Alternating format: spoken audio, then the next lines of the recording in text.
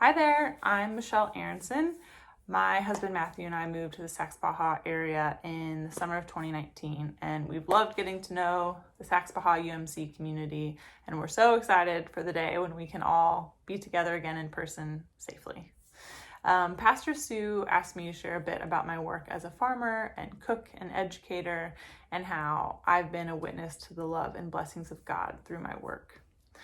I feel like I should start by sharing that I grew up in a very loving family in the Midwest, going to a very conservative Catholic church every Sunday. And while I'm really grateful for this foundation as a Christian, by the time I went off to college, I had no connection to my faith. And I really assumed that you're only experiencing God when you're sitting up straight in a church pew. Growing up, I was always the kid who was running around outside until dark, climbing trees, building forts, digging holes. And when I finally went off to college, I feel like I had the time and the space to tap back into my childhood delight in nature. And I started studying and practicing farming and sustainable agriculture. It was around this time when I was tapping back into this childhood love of Mother Nature that I started re-examining and deepening my faith. My whole life I had assumed that, you only connected with God within the four walls of a church. And over time I felt a shift kind of taking hold. And there were so many little moments when I would be out working in the field covered in dirt, or sitting around a table with friends around for a meal, and I would just be filled with this immense joy that would just stop me in my tracks. And in those moments, I would just be totally overwhelmed by God's love for me. And today, I'm so grateful that my work is getting to be outside and feed our neighbors with good, nourishing food, and to help people find joy in the kitchen through cooking classes.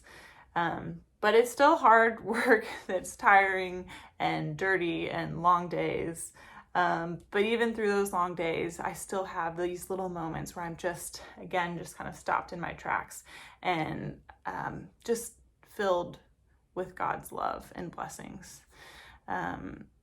So while the connections and the community that are formed when we come together on Sundays, whether in person or on Zoom, are so important for our faith, I also think that it's so important that we, on our own, find moments of joy throughout our day. And that in those moments of joy, that we can feel God's love for us just bursting through. I know that with everything going on in the world right now, joy can feel a little hard to come by. And I know that especially in this season of Lent, we're meant to be reflecting and repenting and preparing our hearts for Jesus' death on the cross. But I think we're still called to find joy, even in the smallest little moments of our day. So whether it's that first cup of coffee in the morning, or taking your dog for a walk, reading the paper, or listening to the birds, or calling a friend that you haven't talked to in a long time. I believe that it's in these quiet, kind of unassuming moments of our day when God's love for us can be revealed, if we're willing to listen. Thanks so much. It's an honor to share with you all, and I just wish you a day filled with small moments of joy and God's love.